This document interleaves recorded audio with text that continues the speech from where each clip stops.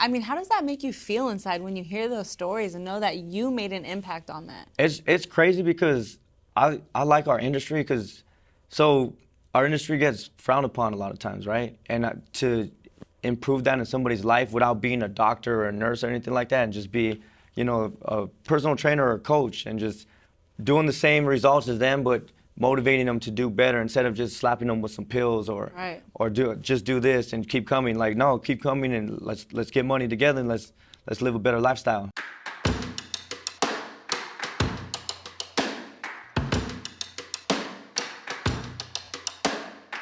Welcome to Beyond the Scale, the show where everyday heroes share their stories on how they turn their lives around for the healthier. I'm Coach Brittany, and today I have a special guest here with me, Coach Anthony. Welcome. How you doing? Good, all the way from Buena Park Fit Body Boot Camp and La Habra Fit Body Boot Camp. Yes. Thank you for coming out. Thank you for having me. So before we dive into your story and hear all about your experience coaching at Fit Body, I want to play a game with you. Okay. It's called Rapid Fire. Are you down? Let's do it. Okay. So basically I'm going to ask you some questions and you're just going to answer off whatever answer you have as fast as you can. Okay. Okay? So here we go. What's your favorite food? Steak. Okay. How do you like your steak? Rare. Okay. What's your dream vacation? Dream vacation? Just being in Puerto Rico. Okay. Have you ever been before? Yeah, I go there every year. Oh, okay. What's one thing on your bucket list? One thing on my bucket list. Maybe do an Ironman one day. Maybe. I just gotta learn how to swim better. Okay. What type of music do you listen to when you work out? It's gonna sound funny, but I like Motown. Okay. I like listening to Ave Maria when I lift, so I mean, I can't say anything. Who inspires you? I could say myself. Okay. What's your favorite hobby? Favorite hobby? I like DJing. I like making mixtapes and stuff like that, producing. That's what I Oh, like interesting. That's cool. Okay. And what has been your biggest achievement? Biggest achievement is gonna be this year. It's gonna be my 8th full. Well, I've ran my 15th full marathon coming up, and it's gonna be my 8th full dressed up as Gumby in the full costume. So Dressed up as Gumby. Yeah. Okay, we'll have to hear more about that. crazy. And lastly, what is your life motto? My life motto is get money. Get money. Those of you that don't know what that means is get money meaning like going after things, not physically getting money, but like getting paid. I say getting paid with like results and stuff like that. So Okay. that's my motto, get money. I like it. Well, thank you for sharing. That's the end of Rapid Fire. You survived. Thank you. So now, I mean, I just kind of want to know first, you're fit, you're a coach. Have you always been fit? Have you always had an active lifestyle growing up?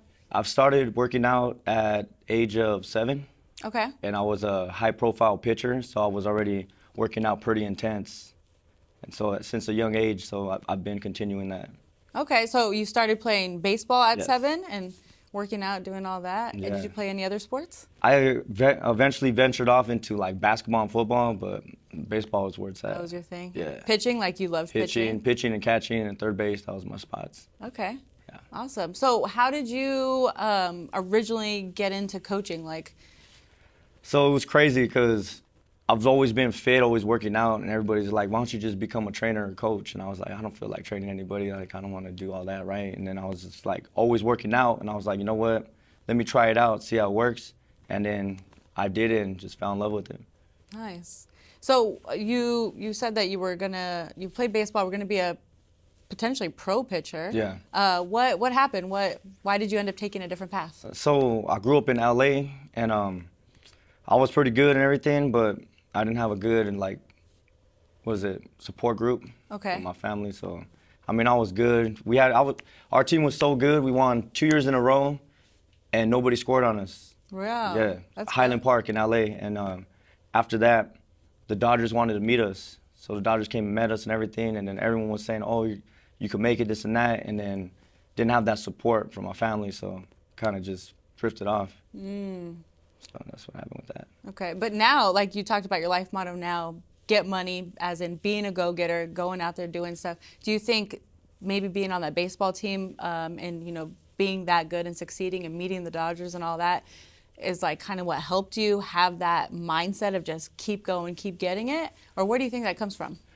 I don't know, it's just weird. Like at a young age when I was pitching, before I had all my coaches, I always wanted to be better. Like all the kids would be playing hide and go seek.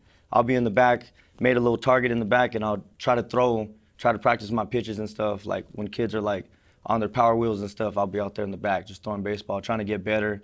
Everyone's running. I always want to be in front of everybody. Like I want to be first to come back from the run. And I just always try to work out harder, and I just wanted to be better at a young age.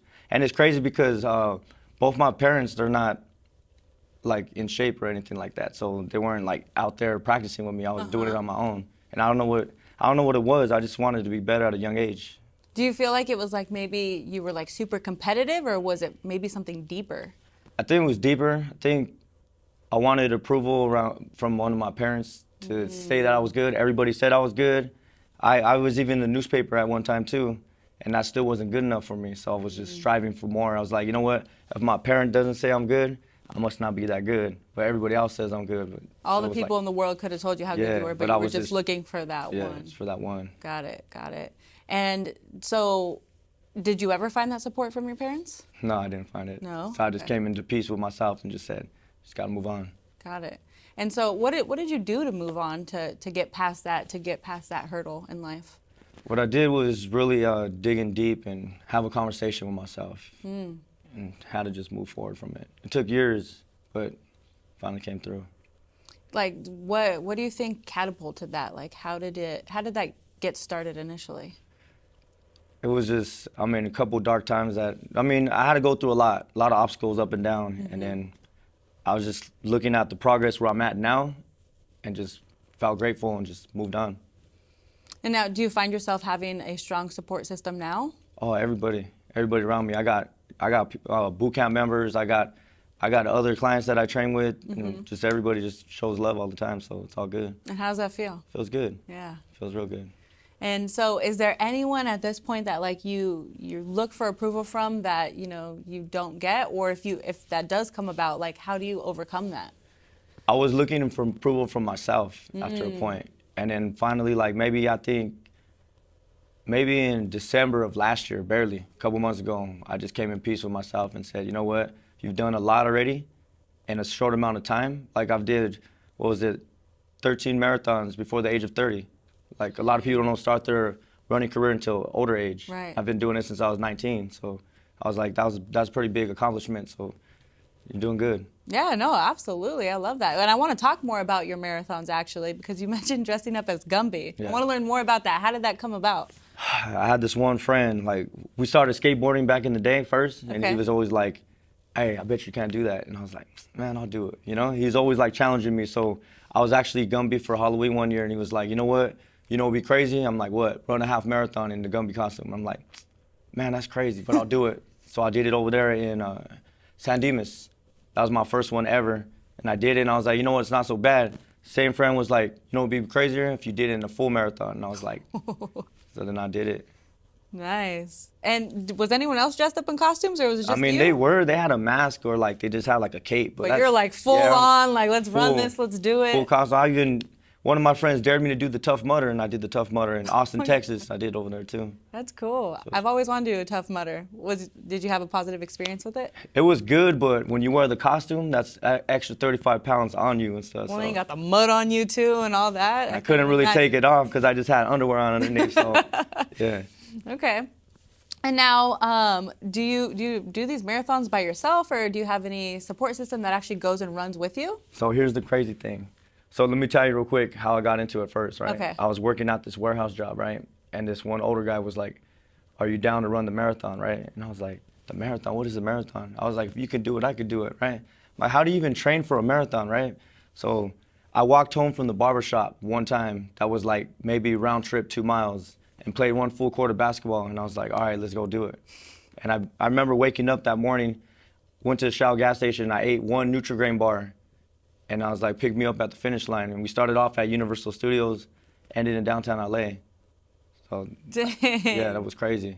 You have such a strong mindset, and I love that you're like literally up for any challenge at all. How does that help you relate to your clients and get them the results and get them to stay on track with their own fitness journeys? So going into that, when I was interviewing for Fit Body First, I was already got like 7 people that I had finished the LA Marathon. So I was telling Oh, them. you helped like train them to finish Yeah, a and marathon? finish. And they never ran before. They hated running. So I was like, you know what? If I could get 7 people to run a full marathon, what can I do in the fitness industry to get them to do other stuff and stay in shape and stuff? Losing body fat and stuff should be a lot easier than taking them across the marathon. Right. So that's where the support group comes.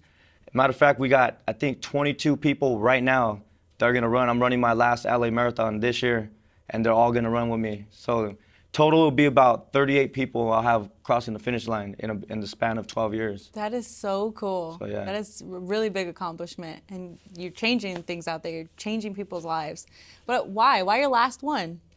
You know what? It's all about longevity in the fitness industry. Yeah. And I'm feeling little kinks in my knees and my ankles, so I know all that pounding on the pavement is gonna do wear and tear later on in life. And I want to be able to be in the fitness industry forever. And I know if I continue doing long training runs and all that, it's just gonna eliminate me from being in the fitness game. Yeah, I mean, I think you've definitely already accomplished a lot more than a lot of people will anyway. But I'm sure you're going to continue helping people run those marathons and, get to those goals. So that's cool. For sure, for sure. So can you talk about any transformational stories that you've seen with any of your clients that have just been really touching to you? Yeah, I can't think of the guy's name in particular, but I remember this one dude, he was like, I think a little bit over 400 pounds. And he came to us, we almost turned him away because he was a real big dude and we were gonna refer him to something else. But he came in and all he wanted to do was walk his daughter down the aisle for their wedding. Yeah. It's coming up. So we were just working with him. We had to modify everything, but he was in there. Like I said, he was getting that money every There time you coming go. in. So then finally, after he got done, he was all excited. He's all, guess what? He's all, I walked my daughter down the aisle. And on top of that, I even danced with her at the reception. Aww. So I was like, that was pretty crazy. That was like one of the huge ones that I remember. And another transformation was, we had a client named Felicia. She was actually going through cancer. Oh. And she was battling it. I'm talking about she was going through chemo and everything, and she was still coming in. So how can you not get inspired by that? Totally. And what do you think kept her coming in? I think because we built a strong community and our gym's a real family. So she was getting support from all our boot camp members. We even did, for cancer, she had her head, she lost hair, whatever. We shaved our heads, all of us, all the that's coaches cool. and the owners. So, that's a big deal because at the time we're getting close to 30 and our hair might not grow back. So Yeah, so I was like, that's taking a risk. definitely, but that just shows how much you guys truly care and support her through that Oh, yeah. fight, and you're, there for her. Not everyone has that, so to be able to go to a place that not only helps make them healthy, but also like you can just have that real support just all around in life. I think that's such a beautiful thing. So what do you think it is that sets your boot camp apart from anyone else? It's just building that community and that family. Everybody gives support. Like we had another boot camp member named Lisa, and she was going through, she had cancer too, and everybody's just giving her support. We even actually did a breast cancer race for her, and she got support from one of that groups, and we all dressed up. We had tutus and we had bedazzled bras. We actually won I think 4 out of 5 trophies there. Really? Plaques. We got fastest team. I got best dressed male. We got best dressed team. We just cleaned up on awards over there. So we give support systems to everybody. So it's all good. That's awesome. When you see new clients coming in, what do you see the biggest issue is for them to jump on and stay to finish their journey? Because there's a lot of people that start fitness and then they end up quitting or whatever. What's the biggest excuse you see, and how do you overcome that? I think it's consistency, and I feel like people get intimidated coming into a gym because it's different from going to 24-hour fitness and everything. Oh yeah. So, and then people get intimidated by the ropes and everything like that. They see TRX and they're like, oh, what is this? So lack of knowledge on the fitness stuff, that's what gets them, I think, pushing them away a little bit. And if they don't have that support group coming in, I think that kind of doesn't give them motivation. And if you're brand new and you're coming in to a school, and you don't know anybody, you're going to be eating lunch by yourself. Yeah. So it's the same thing. If you come in, open arms, everybody's going to get money together, and that's how we do it. There you go. Everyone welcomes with open arms. I love it. Exactly. I love it. So, on top of working out, how important is it that your clients, eat right and stay on a healthy nutrition plan? It's very important because if you don't have that healthy nutrition plan, you're not going to get results. And it's not even about, let's see who can shed the most body fat or weight. It's about living a good lifestyle. We're only on this earth once, so we want to be able to live on this earth for as long as you can. You don't want to have problems with diabetes or high blood pressure and then all of a sudden like, you're not here on this earth no more because you Right. didn't take care of yourself. Absolutely. Have you ever had clients that have had, diseases like that you had to work with? We had a bunch of clients that were on type 2 diabetes. So we had a couple clients that did not need it no more. They didn't need the insulin. So they stepped away from the needle. So that was good with us. Yeah. I mean, how does that make you feel inside when you hear those stories and know that you made an impact on that? It's crazy because I like our industry because so our industry gets frowned upon a lot of times, right? And to improve that in somebody's life without being a doctor or a nurse or anything like that and just be, a personal trainer or a coach and just doing the same results as them but motivating them to do better instead of just slapping them with some pills or Right. just do this and keep coming. Like, no, keep coming and let's get money together and let's live a better lifestyle. Right. They So, spend so much money on the pills. There's so many much. side effects. Even if So it's much. curing one thing, it's like there's always side effects that come along. You're over here changing lifestyles like for the better, creating better role models. It's literally like a ripple effect. And so I'm glad that you mentioned that. Like we do have a bad name on this industry sometimes, but being able to hear those success stories is just, I'm sure it keeps pushing you forward. oh yeah, it's better than money. For sure. It's better than money. Something you can't buy, you know what I'm saying? So it's cool. So how do you deal with the doubters and naysayers when they, peek their way through your life now? It goes one ear out the other. I say I'm in charge of my own destiny, so I don't really worry about what anybody else says. Because at the end of the day, it's just me right here, so I don't really care. I think that leads back to you originally in the beginning saying that you inspire yourself. So tell me a little bit more about that. Like, how do you inspire yourself, and explain that for me? Like I said, I just look at just everything I've done. Like before, I did not give myself any credit. I'll be doing all these marathons, like I'll be competing in some CrossFit competition, and I'll be ranking pretty high and stuff. And I never gave myself credit. I would always be like, you know what, there's always better out there. There's always better. And then I just finally just accepted it and be like, you know what, you're pretty crazy sometimes, and the stuff you do. So just accepted it. So that. Yeah, I mean, I think it's important to always know that you can always strive to be better.